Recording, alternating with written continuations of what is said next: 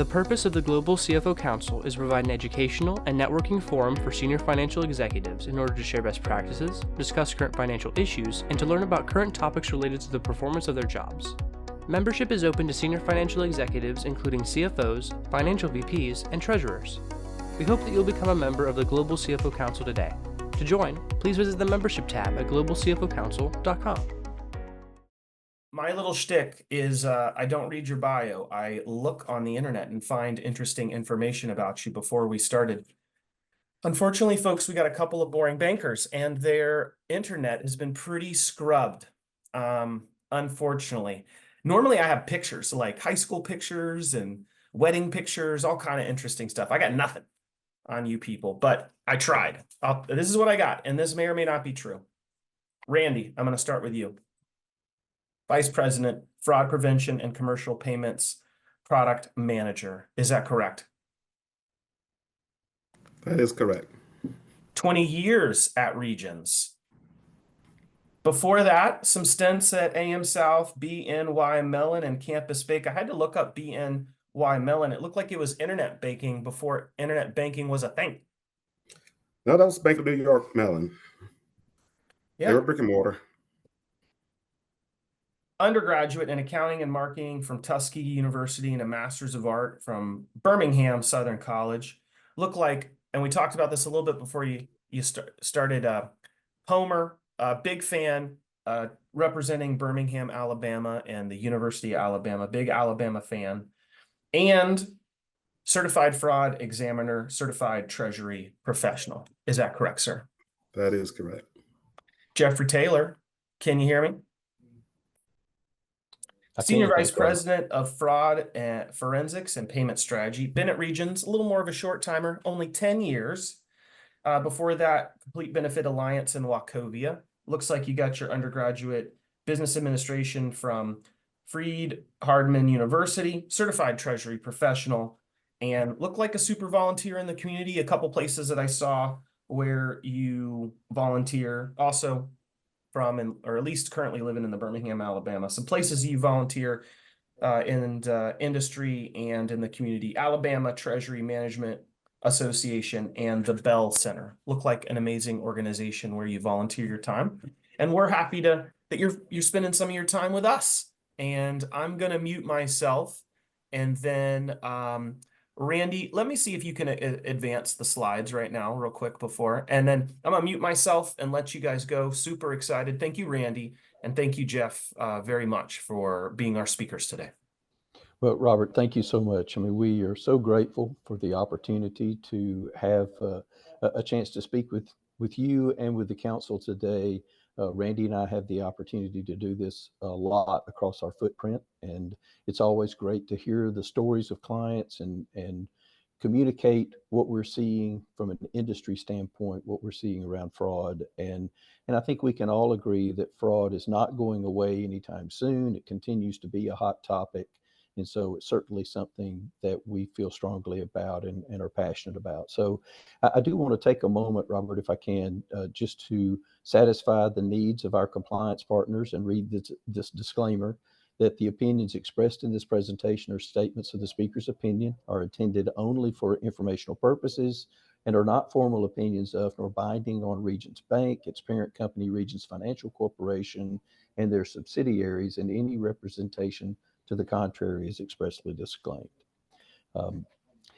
So we're going to talk a little bit today about a survey that was administered by the Association for Financial Professionals. Randy's going to cover some of that. We're going to talk a little bit about some of the three most prominent commercial fraud schemes that we're seeing and recap those. Then we'll cover some industry suggested practices, as well as provide you with some resources. And we'll be entertaining questions. We have time at the end. We'll make time for that. Feel free to, as Robert said, enter those questions into the chat, and we'll make sure that we are speaking to those when we have that chance. So Randy, take us through the AFP survey. Hey, sure. Thanks, Jeff. So Jeff is right. We normally lean pretty heavily on the AFP survey that's conducted every year. I think a lot of banks take a look at that. But we spent a lot of time looking at the pieces that are really dedicated towards fraud that's taking place across the country. And so I just wanted to call out a couple observations that we saw in that survey that was conducted based on 2023 information and results. First of all, one of the things they asked those who participate is whether or not there were fraudulent attempts against their organizations. And these are businesses and organizations across the country of various sizes. But they asked them, was there a fraud or fraudulent attempt against their organizations? And what we saw in the 2023 results is that 80% of them said, yes, there was an attempt against our organization. That number is about a 15% increase over what we saw in 2022. So, in other words, 8 out of 10 victims said that they were targeted. We also saw that the larger organizations were targeted about 83% of the time, whereas the smaller ones were targeted about 74% of the time. And one thing about that trend there, you'll notice that it was at a high back at 81, 82% around in 2018 and 2019. And we were feeling pretty good about the new trend where we saw it start to decline in 2020, 2021, 2022. But then we did see that number jump back up in 2023. And you know, that could be AI driven or just could because some things that are going on nationwide. But we were kind of surprised to see that number jump from 65% up to 80%. 80% did indicate that their fraud increased 10% to 50% over 2022. A little bit more in terms of what we saw from the survey. Another question that they asked them was not only was your organization a targeted for fraud, but if so, which of the financial transaction types did the fraudster or the bad actor use to try and steal money from your organization? And when I'm talking about financial types, obviously I'm talking about things like checks and wire transfers, ACH transactions, and so forth. And so that's what this chart here represents. And there are probably a few things that we wanted to call out. The first that's obvious is that blue line at the very top. That one represents paper checks. In other words, the fraudster used some version of check fraud to try and steal money from an organization. That means that in terms of volume, not dollar amounts, in terms of volume, check fraud was the tool of choice by fraudsters, way above any of the other financial types, check fraud. And we saw that number uh, move to about 65%. 65% of them said that the fraudster used check fraud. Another thing I want to call out here, observation at least, in terms of the one that represents wire fraud. That's the one that's orange in color. In 2014, that number was around 28%. And then in 2015, it jumped to almost 50% at 48%. But if you follow that trend, you'll see that once we got to 2023, the ones that's related to wire transfers dropped down to 23%. That particular trend was related to something we call business email compromise that Jeff's going to talk about a little bit later here. But yes, that was a very hot one in 2015, but was glad to see that one began trending downward and continues to trend downward as much as it has. Still 23% yes, wire transfer was the tool of choice that was used by the bad actor. The final observation I want to call out here has to do with ACH. And you'll notice that the ACH transaction types are broken between ACH debits and ACH credits. You know, normally if we're in person, you know, the first question that someone would ask is, why in the world would you want to divide ACH between credits and debits? ACH is ACH, is the normal thought. Well, there are a couple of reasons there. First of all, you'll see that the ones for ACH debits, I think, is around 24%, and the one for one for ACH credits is around 24%, and the one for ACH debits is around 33%. But what we know is that whenever there's ACH credits that's taking place, normally we think that's a good day. You know, for those who get paid through ACH, that when that ACH credit hits your account on payday, that is an ACH credit. So we always think of ACH credits as being a very positive thing. But why in the world would a fraudster want to put money into the account that belongs to a company or an organization. Well, here's what we know. We know that when we see those small dollar credits that a business is not expecting begin hitting their account, we know that it could potentially be a bad actor who is doing a couple things. They're doing that to see if the account is a good account number, because they know if it's a bad account number, they will get a reject message or something similar. They're also looking to see if there are any tools on that account that would prevent an ACH transaction from posting. They'll know that pretty quickly as well. And finally, they're looking to see if there's an opportunity for them to reverse that ACH credit. You know, Nacho Rules allows you to reverse an ACH credit, especially if it's an erroneous credit that has been given to the wrong account. And so it's kind of like a test period when they're seeing that small dollar amount for that ACH credit. So we see that number is still there. Is the bad actor will follow up with an ACH debit, an unauthorized ACH debit against your account. And that's usually going to be for a much larger amount. And that's the one that you should really be on the lookout for. So we see that they divided these between ACH debits and credits because we know that more and more those credits are being sent to see if this is an opportunity for a bad actor to steal money from an account. A little bit in terms of complaints and losses. First, I'll call your attention to the trend, the darker trend that we're seeing for complaints. In 2019, we saw that those complaints were around 467,000, but if you look at 2023, it doubled to 880,000 complaints received each year. But if you compare that to the losses during that same period of time, you'll see that the losses in 2019 were about 3.5 billion, but they actually almost quadrupled in 2023 to 12.5 billion. So in other words, we'll see that the number of complaints are growing, but not nearly at the pace that we're seeing the dollar amounts for the losses that are growing. So it looks like what's happening is that the fraudsters are continuing to hit businesses for losses, but they actually doing it at much larger dollar amounts than they were doing in 2019, 2020, and they continue to get bigger and bigger. Yeah, Randy, if I could add something into that too, from what I understand, it's very possible that these numbers could be even 2 to 3 times more than what has been reported by ISO3.gov for a couple of different reasons. One, people don't know to report an internet fraud event to ISO3.gov. And secondly, they're reluctant to report. They're a little embarrassed that maybe they were victimized, and they just don't go about the process to be able to report those. So these numbers could actually be 2 to 3 times more than what are indicated here on these slides. Yeah, I totally agree, Jeff, because, sometimes we hear about companies that something may have happened, even when you see the articles in the newspaper or online. Of course, we don't see newspapers like we used to, but it seems like the amount of material and information that they share is extremely watered down. And you're right, whether it's a consumer or business, a lot of times they just don't want to put that information out there. So take those numbers as a good indicator. Definitely. It's a good point, Jeff. Thank you. A little bit on check fraud, let's think back to where that stat that I showed you a little while ago in terms of check volume. Check fraud seems to be the tool of choice for those fraudsters out there who are trying to take money from these organizations.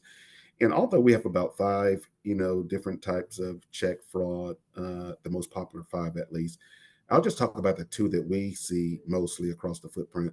And that has to do with check alterations and counterfeit. When we're talking about alterations, we're talking about where a check has been intercepted and the bad actor wants to either change things like the dollar amount on the check or change the payee name, for example. If the check had been written for $100, but then they lift that ink off of there and they change that 100 to 1,000 or 10,000, or if that check had been written to Jeffrey Taylor, the bad actor intercepts that check and change the payee name from Jeffrey Taylor to Jeffrey Taylor or Randy Wilborn. Now, all of a sudden, Randy Wilborn can take that, intercept the check to the bank, and try and cash that check, and Jeff will be still waiting for his check to show up. So we see that with authorization, and that's a big part of it. Counterfeits. This is when someone is just going to basically create a check that looks like it comes from a legitimate company. And here's the thing, Jeff, about the counterfeit checks that we know that's out there. To create counterfeit checks isn't nearly as difficult as it used to be years ago. Getting access to a copy of the check stock that someone used isn't hard like it used to be. Sometimes we had this case one time where a customer came to the bank and say, Regions, why in the world would you give my check information to someone and then for them to go out there and create checks that looks just like the ones that I write? And we had to remind the customer in this particular case that, hey, whenever you pay someone with a paper check, whether it's the yard guy, the pizza guy, nothing against yard guys and pizza guys, but whenever you pay someone with that paper check, you are giving them a sample of what your check stock looks like. You're also giving them an idea of what your authorized signature looks like as well, and your account number and your routing and transit number. And then you're also showing them the most recently used check number so they have an idea of all that information. If it's a bad actor and they now have all this information in hand, and like I said, it's pretty easy to go and order checks with similar stock online, they can basically take that check, replicate it using new paper, check paper that they've ordered. They can lift that authorized signature off of the check that you used to pay them, and they can print a check with a new and different check number. Of course, they won't use check number 1000 or whatever the most recently checked that number it was that was used to pay him, but maybe they'll use check number 1005 or 1008 so that it won't be anything that looks suspicious to the bank when it comes in and looks like it's way out of order. So we see that a lot with these alterations and these counterfeits. It is the easier of the schemes for a bad actor to carry out compared to some of the others out there. And again, that's why we see that in terms of check volume, checks are used above any of those other financial transaction types that we saw on that earlier screen. Obviously, there are some best practices that I wanted to share as well. Reconciling to spot abnormal activity is a good one. I say that because any organization should have someone reconciling and looking at their account on a daily basis. The reason why that is important is not only to spot something that they didn't expect to post against their account, but if there is something that looks suspicious, the sooner you let Regions know, the better position that we're in to help prevent a loss from taking place. So that reconciling is extremely critical. Two, placing a stop payment on any checks that have been lost or stolen.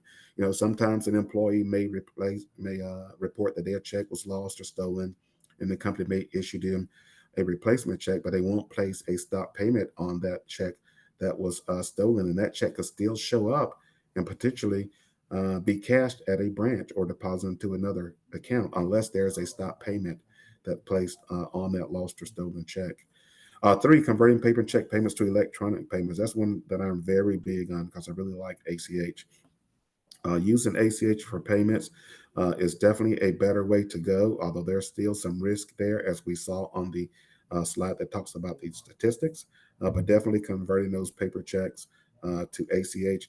And from time to time, especially as we have some of our younger employees, if they don't want to receive ACH or they don't have a checking account, payroll cards are very valuable as well for paying them instead of issuing and a paper check. And also with paying vendors, ACH payments are really good. If it's a very large payment, wire transfers could make sense. Four, securely store check stock, deposit slips and bank statements. It's funny that we have to say that, but we actually had someone who came in and said, Regis, I really need you guys to help us out. We had someone who came into our office and they stole the signed checks out of the top drawer. And we said, wait a minute, that whole statement made us say, can you please say that again? Yes, someone came into the office and they took our signed checks that was in the top drawer. So we said, first of all, you don't need to have signed checks laying around. And secondly, they need to be securely stored. And third, they don't need to be in the top drawer. Everyone has a drawer someplace, whether it's at the house or at their home, where you just throw everything in and the burglar knows to go to that top drawer. A lot of times that's where the checks are. So that was an interesting conversation that we had. Unfortunately, we hear that more than you would think. And so much so that it's made its way to one of these slides: securely store check stock. 5 down here, using positive pay. At a high level, most people know how positive pay works. But the only thing that we're doing with positive pay is we say to any business, tell us something about the checks that you are about to issue before you issue those checks.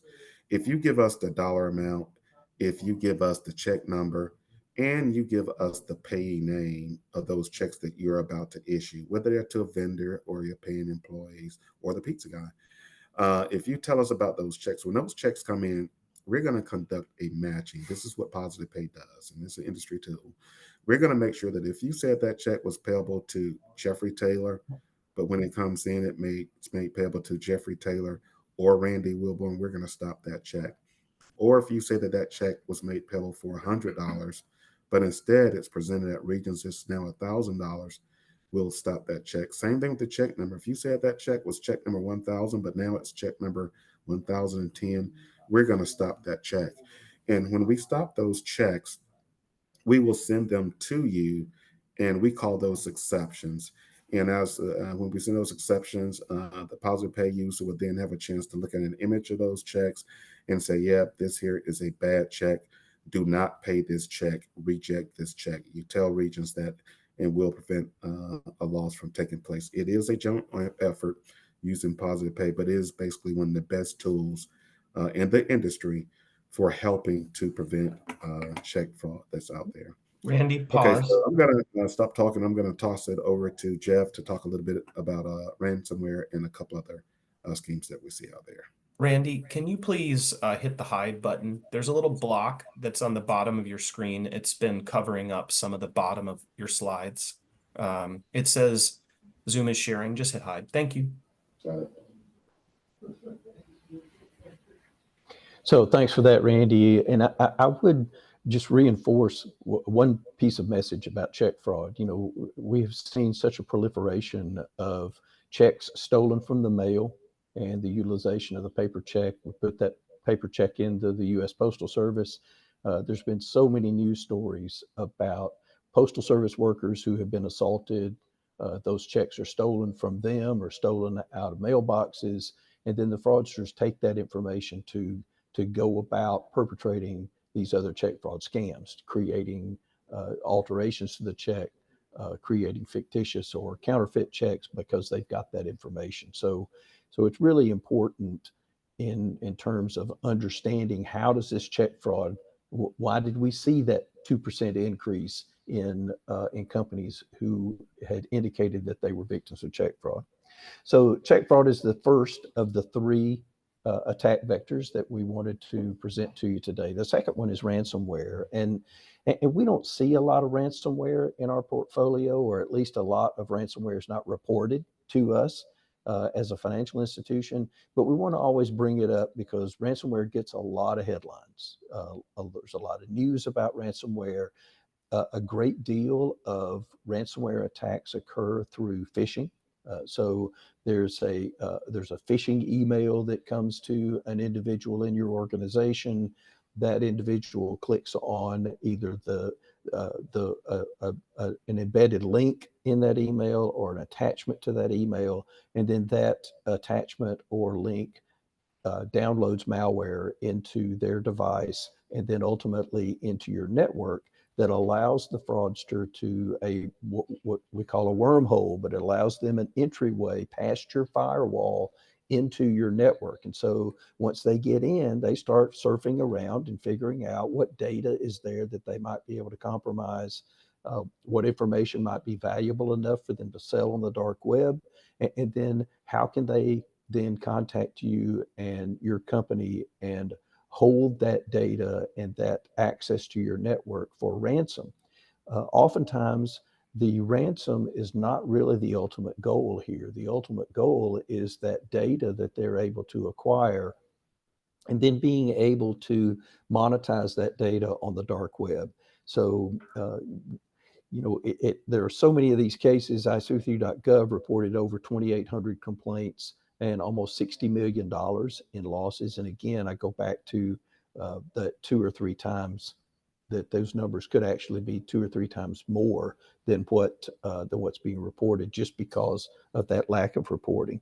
I think it's important to note, certainly for CFOs and you guys in this position, the C-suite position that you're in, is that no company is immune to these kinds of attacks.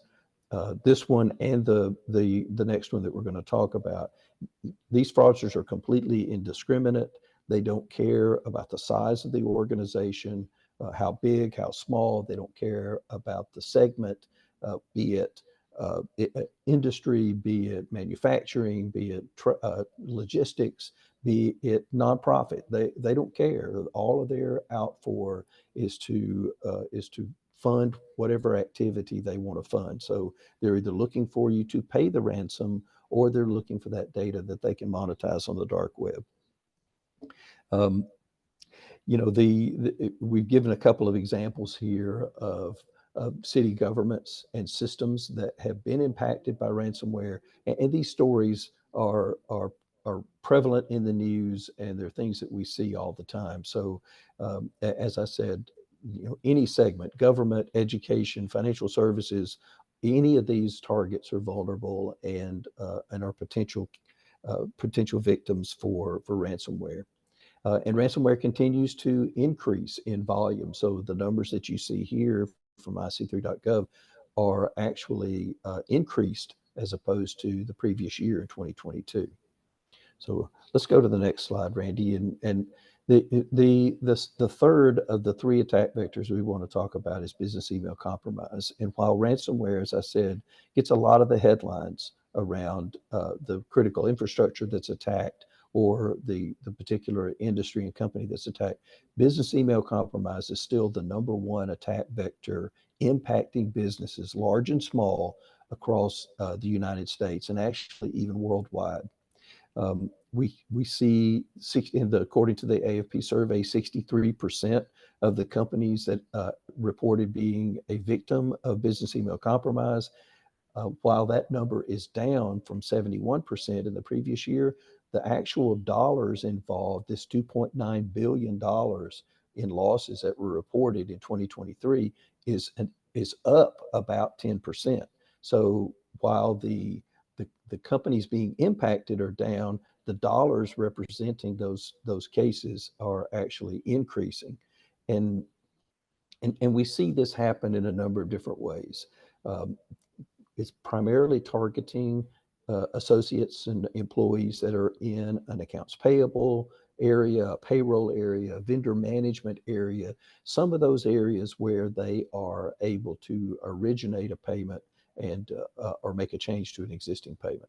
There are 3 primary variations of business email compromise. There is the executive email intrusion, where the fraudster is going to impersonate a senior executive, one of you guys, a CFO in a company, that the fraudster may obtain or create an email address similar to yours and send an email to someone in your accounts payable department asking for a change to be made to an existing payment, or for a new payment to be made. The second one is vendor email intrusion, and that's where the fraudster or bad actor poses as one of your vendors, and they spoof an email address that looks just like theirs, send that email to someone to make that payment or make a change to that payment. And then the third one is employee email intrusion, and this is particularly impactful to direct deposit of payroll. So the fraudster poses as an employee, sends an email that says, I've changed my banking relationship. Please send my next direct deposit of payroll to this new routing and transit and account number. And then Friday rolls around and that employee doesn't get paid, and they want to know why. And so you go back through, you do your investigation and determine that, yes, sure, we acted on this email that we received from you. And the employee says, or the vendor says, I never sent that email. And so you are then looking to try to recover those funds, because that money went to an account controlled by the fraudster. And while I mention that, I want to look at real quickly this graph that's in the bottom right-hand corner of this slide. According to the AFP survey, they asked the companies who were victimized by business email compromise, how much of these funds were you able to recover once you were reporting that fraud to your bank or to federal law enforcement? 30% of the companies that responded were able to recover absolutely nothing, zero, no dollars. They were able to recover no amount of the dollars at risk. On the positive side, 41% of those companies were able to recover 75%. So there is an option and an opportunity for recovery, but it is so difficult and it depends on the payment channel.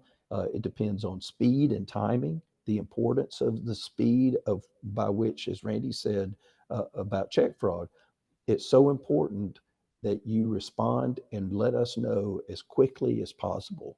Because if you think about the typical collection cycle for a vendor payment, for an invoice payment that you make, may be 60 to 90 days. Well, it may take that long for your vendor to notify you that they didn't receive payment for a particular invoice.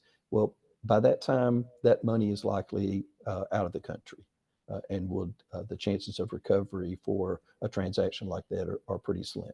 So the faster you can let us know, and it's important about that reconcilement, but the faster that you let the bank know and your financial institution know, the faster they can take action and attempt to recover on your behalf. So some of the ways that this occurs, these what we call means of deception, as I mentioned earlier about ransomware, most of this occurs through phishing, through bogus emails and text messages that encourage a victim or prompt a victim to reveal confidential information, to make a change to a payment, to create a payment. It's all about this dependence that we have on email communication and using that email communication to create financial transactions. The fraudster may spoof an email address. If you think about how easy it might be if you're looking at an email address to replace a lowercase, an uppercase I with a lowercase l, or conversely, use a lowercase l and replace that with an uppercase I. If you're not really paying attention, the chances of you being able to recognize that are pretty remote. And the fraudsters know that, and so they're going to use that tactic. They may actually change an email address and spoof that email address slightly, maybe adding an S or an LLC to the end of the email, and they can go and register these email domains pretty easily. And it's inexpensive to be able to do that. So they can create these spoofed email domains and generate these emails that look like they're coming from the legitimate partner, but in fact, they're coming from the fraudster. And then there's even cases where we've seen where the fraudster is able to bypass the firewalls for that legitimate vendor and actually take over their email platform. And there are certain functions within your email platforms that allow the fraudster to redirect emails based on certain keywords. So they may redirect those emails to an email address that they control, and then they're interjecting themselves into the email conversation at the perfect point when that payment is going to be made or when it's time to make that payment, and then they'll request that change. So Randy, any other thoughts, anything else to add to those? Yeah, sure, Jeff. I can't help but see that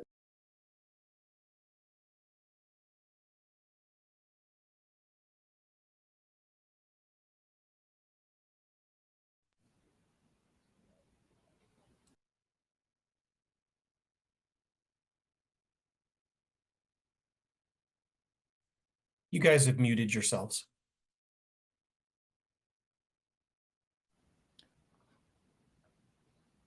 Yeah, it's still muted. Okay. I can hear you, Jeffrey. Okay, I can't take my mute off. Go ahead, Jeff.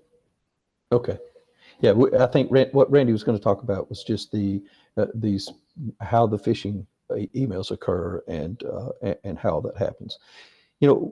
As we look around the corner, there's a couple of things we're always asked: what keeps you up at night, and what are the kind of things that you are looking at? What are the next the next fraud attack vectors. And Randy, so if you'll go to the next slide, we'll look at a couple of those. The first one is what we're seeing in the industry are these artificial intelligence generated impersonations.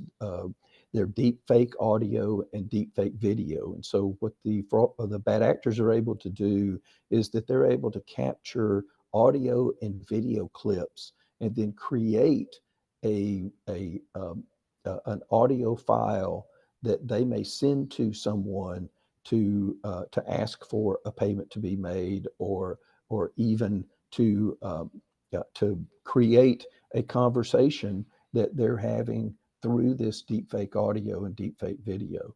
There have been some cases. One recently, a UK company was defrauded out of over $25 million.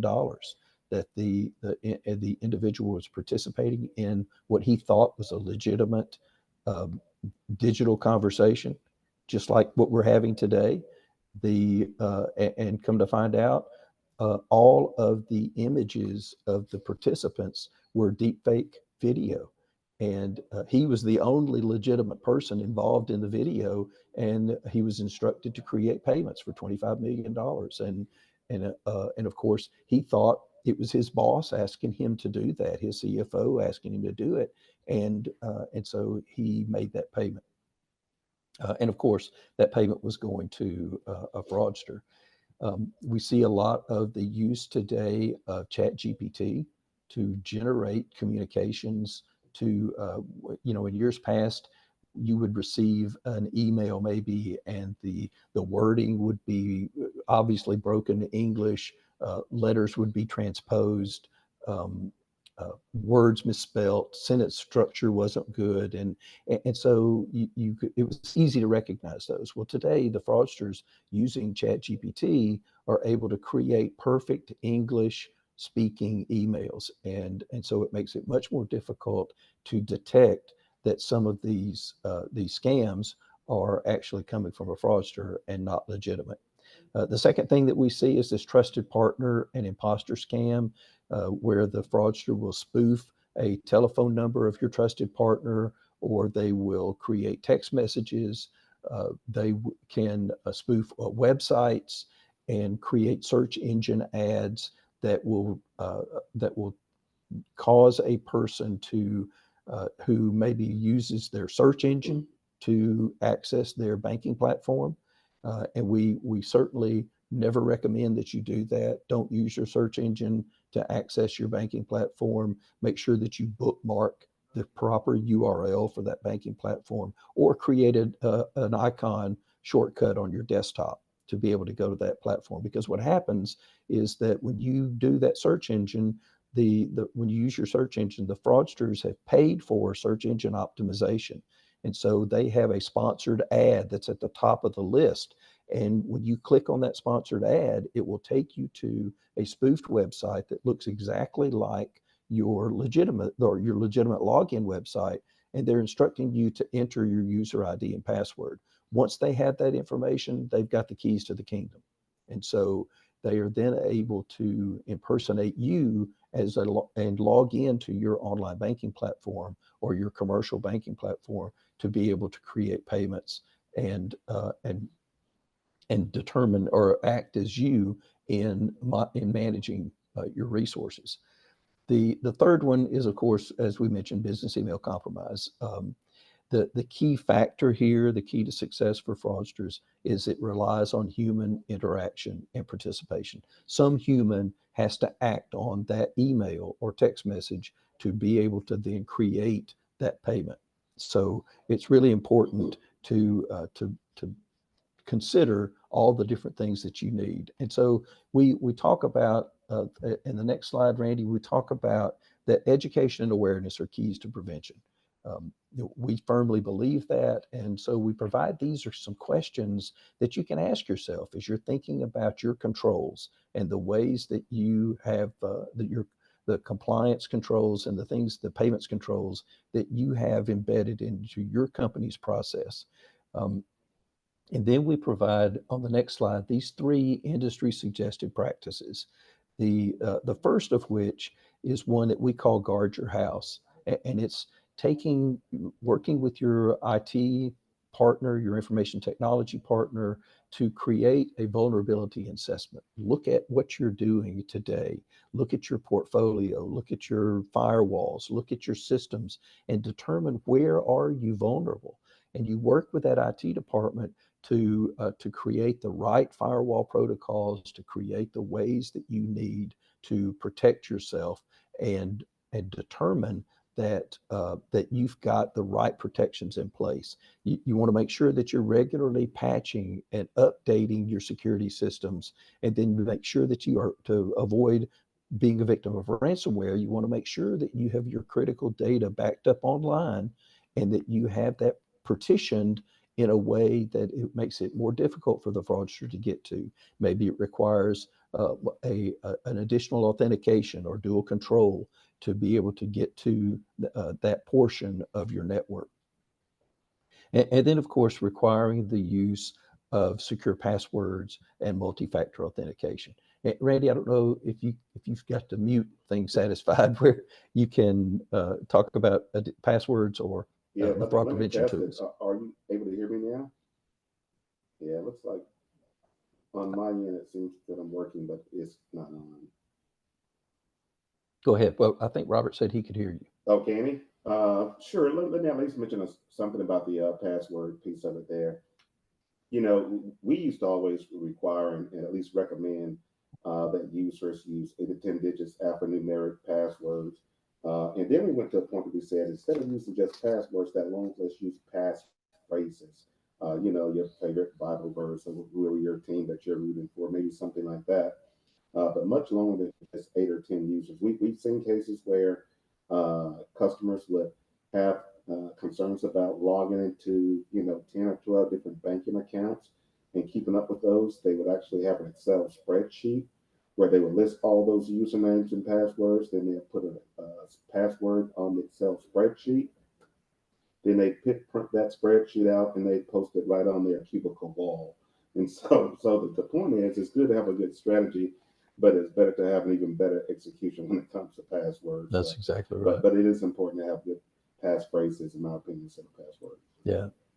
So the second suggested practice is that you create an associate training program. And this is vitally important that you as a CFO pass this information down to these departments in your organization that are the most vulnerable and that are going to be targeted the most. It's so important that your employees are able to create this fraud awareness mindset and be able to think about what are the possible repercussions of this situation. So if I get a request to make a change to a payment, does that actually make sense? Would that person ever email me?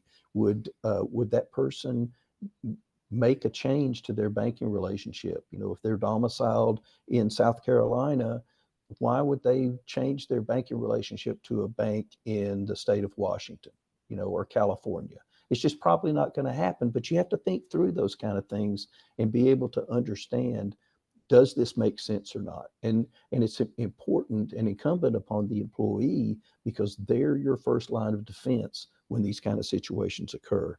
You want to make sure that you utilize the information that we provide. All of these 3 websites that we're providing here are publicly available information. So you can go to these websites, even if you don't bank with Regions. You can go to these websites, you can look at this information and use it as a part of your employee training program. And then thirdly is to create the fraud and risk governance plan. You've got to identify and document your risk tolerance. You want to create a vendor management program so that you understand how your vendors are leveraging the data that you're providing to them. What are they doing with your data? How are they protecting your information? And then you want to create your fraud response plan so that when you become a victim, you know what you're going to do. You know who you're going to call, you know how you're going to react, you know the steps that you're going to take in order to get yourself back on the road to recovery. You also take a look at your cybersecurity insurance coverage and make sure that what you believe is covered is actually covered in that policy, because oftentimes the policy may cover for a data breach, but it may not cover when a human is involved or there's human or interaction involved in that transaction. Always divide financial responsibilities, and then establish these internal processes like dual control, least privilege access, and then what I believe is the absolute most important is a validation procedure for changes in payments. And we call ours stop, call, and confirm. So Randy, if you'll go to the next slide, this is absolutely the most important thing that we'll tell you today. And if you will establish this control on your side of the payment process, I believe you will have a leg up on being able to remediate business email compromise. If, if you receive an email or a text message asking you to make a payment or change an existing payment, you want to stop your process, pick up the phone and call that requester at a number that you know. Don't call the number in the email. Don't call the number in the text message. Don't respond to the email or the text message, but call them at a number that you know and confirm and validate that that request is actually legitimate. I promise you, it's a 5-minute phone call, and it's a whole lot easier to explain why you're calling to validate that request than it is to call them back and explain a $500,000 loss. So it just, people appreciate it. And our experience is that when clients put this process and this control in place, that it creates a lot of value for them and is certainly something that is appreciated all the way around. The last slide we provide here are websites that these are resources that will help you as you go about trying to create your risk response and governance plan. The site here that CESA, the Cybersecurity and Infrastructure Security Agency, excuse me, is one that has a pretty easy and clear framework around building out that response plan. So, and again, we provide those 3 sites that are publicly available information from provided by regions. So, Robert, that's our presentation. We are certainly open to any questions. I mean, we know fraud's not going away, and it continues to be a pervasive plague on our businesses, our families, our nation, and it just requires more focus, more attention than ever before, and we call it being fraud aware. So having these kind of conversations are so important. And it just is so valuable for us to have the opportunity to talk with you today. So if we had any questions in the chat, Robert, we're happy to try to entertain those. We do. I'm going to hit you rapid fire, 10 questions in 10 minutes. First question was, earlier in the presentation, you talked about checks. And we had a question in the chat. I have the same question about anybody actually checking to see if these things are signed and the dual signature. Is that a thing anymore? Do banks check signatures? Yeah, it still is, but it's not quite like it used to be in terms of the signatures on the checks. You know, a long time ago when the check volume wasn't nearly what it is today, there were signature cards that were easily accessible at the local bank, where there's a lot of times just one branch, and someone could easily compare a signature on a check to the signature that's on the signature card in a long drawer. But now that the check volume has gotten so big, mostly what banks are doing 2 things. They will check for the presence of a signature unless the owner of the account is requiring 2 signatures on the account. And then in that case, they will check for the presence of 2 signatures. And so that's one part of the answer on that one. The other thing that we're seeing to start take place as a trend is that instead of an actual signature, like you and I would put on the front of the check, some companies would have a stamper or a marker that is only known to their particular company, it's only used by them. And that is somehow used to authorize the signing of a check. So that may be some new technology that we're starting to see take place as well. I don't see it a lot, but I am starting to hear about it a little bit in the industry. But the actual comparing the signature to the check card, we don't see that nearly as much as we used to, just because it's to the point to where it's physically impossible, and the signature is being compared to make sure it's a 100% match based on how someone signs their signature on the day they open the account, compared to 3, 5, 12 years later. It's just so different. It sounds like within a fraud response plan that the first 24 hours are really important. And so any thoughts about the life of a CFO, or what should be the response of a CFO those first 24 hours, anything maybe we wouldn't normally think about that are really important during that important time. And if it's a different answer, if it's an internal sort of crime fraud situation, or if it's an external ransomware check fraud kind of situation. Talk me through fraud response plan, first 24 hours, anything a CFO might not think about that we should think about. Well, I think, Robert, the first thing I would suggest is contact your bank immediately. As soon as you are able to detect that fraud has occurred, contact your bank. You also want to report to ic3.gov. And we always even suggest report it to the local office of the FBI or the Secret Service, depending on the payment channel. If it's a wire involving the Secret Service, is always a good idea too.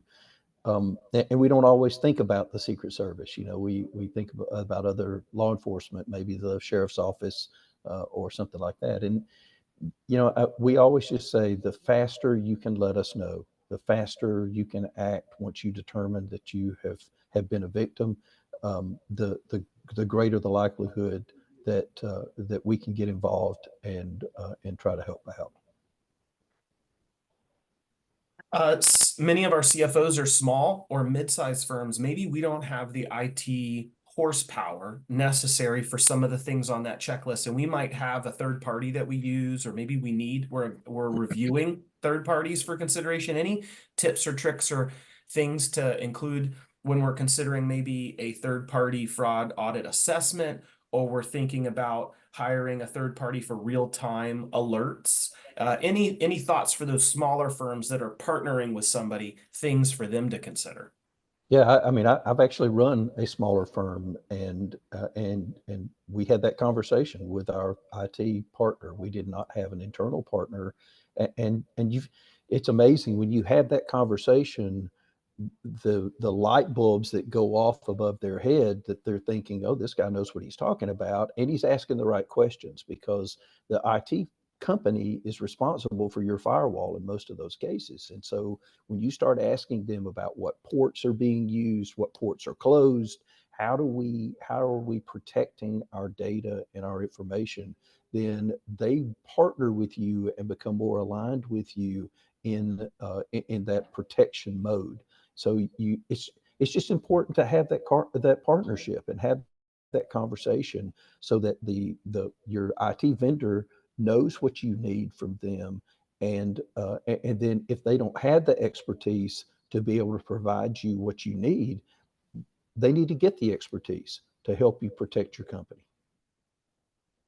Jeff and Randy, some of our international members, they work in continents, regions that have federal or they have requirements, whether they want to do it or not. There's some federal or region requirements, continental requirements. Anything in the US or businesses that we deal with internationally that some regulations existing or emerging, anything on the regulatory or compliance front in this area we should be aware of, that there's maybe some minimum standards or some emerging increasing standards in this area? Yeah, I'm not as familiar with the international environment. We do have some users who are outside of the U.S. who work for companies that are U.S. subsidiaries, and they access the platforms. But I think from a regulatory standpoint, the things that there's a lot of talk in Congress today about how do we protect, or how do we better protect the user. Most of those conversations are focused on consumers and not on businesses. And that's partly because a lot of it's driven by some of those regulatory agencies that are more consumer focused. You see a lot of conversation about what are called peer-to-peer or person-to-person payments, as opposed to the business-to-business payments. But I think there's going to be some definite conversations, and a lot of it depends on the election, obviously, and where that takes us. But in the coming years, I think we're going to see more regulatory, not scrutiny necessarily, but involvement. We're already seeing a lot of that in the UK. We're seeing a great deal of it in Australia, where the regulatory agencies are making changes and doing more to govern those the recoveries in the payment process. We talked a little bit about cyber insurance, and are you seeing any exclusions, common exclusions in this area, fraud or crime that's occurring, or anything that we should keep an eye out when comparing policies? Anything in the insurance lane around fraud that that we should be keeping an eye out for? The most important thing, Robert, is if you don't have an employee education program, your chances of being underwritten for cybersecurity insurance is pretty remote, or it's going to be extremely expensive. And so, it's just so important that you are educating your employees about these different type of attack vectors and the red flags surrounding things like business email compromise. Because if you don't have those kind of programs, and it can't be once a year, it needs to be a regular and repeated type training, like phishing exercises, phishing tests, to see how many of your employees are falling for these tests. And there are companies that can provide that kind of service for you, or your IT vendor could potentially do it for you internally. This was awesome. Thank you so much, Randy and Jeffrey.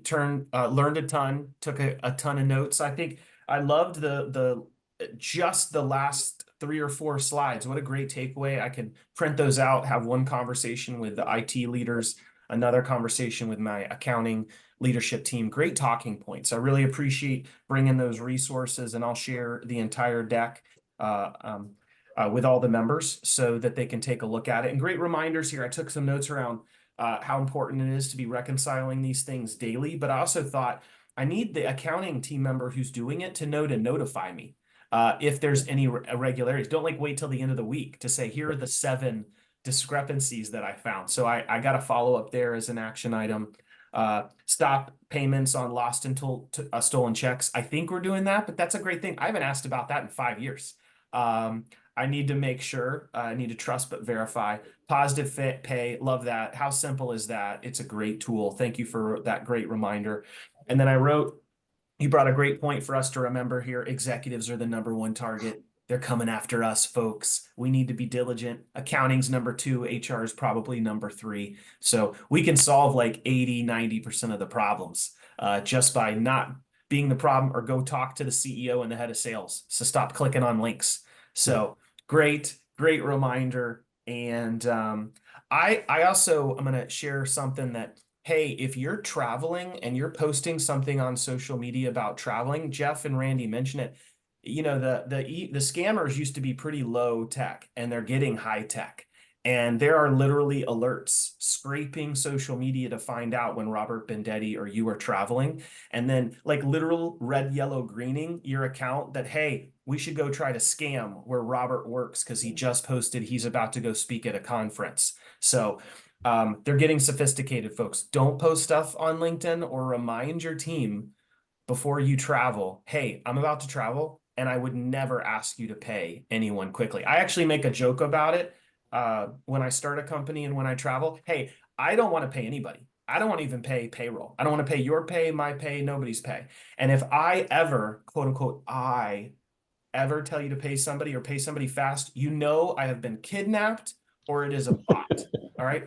There's no way I, as an accountant, would ever ask you to pay somebody quickly. Pay somebody slow, not pay somebody. Yes, I'll definitely try that, but I would never have you pay somebody fast. So it's a fun way to reminder. And last takeaway, you gave me so many, I'm going long. Stop, call, confirm. I love that. I'm totally stealing that. Jeff and Randy, I'm going to give you credit the first time I say SCC, and then after that, I'm going to just say it was my thing. Stop, call, and confirm. In like 2 weeks, it's going to be the thing Robert Bendetti ever said. Jeff, thank you. Randy, thank you. And then Alicia McCory, superstar with Regions. Thank her for bringing this amazing resource. If you're like, wow, my bank doesn't have superstars like Randy and Jeffrey. I got questions. I got nobody to help me. like these two superstars, well, then you need to be working with regions. And Alicia is a superstar. I've worked with her a bunch, love her, and I'll share her contact information for any follow-up questions. So thank you both so much. You guys are awesome. And you guys, everybody has a lot of things to do, a lot of checks, some conversations to have, and some things to confirm. Everybody have a great day. Thank you. Bye-bye, everybody.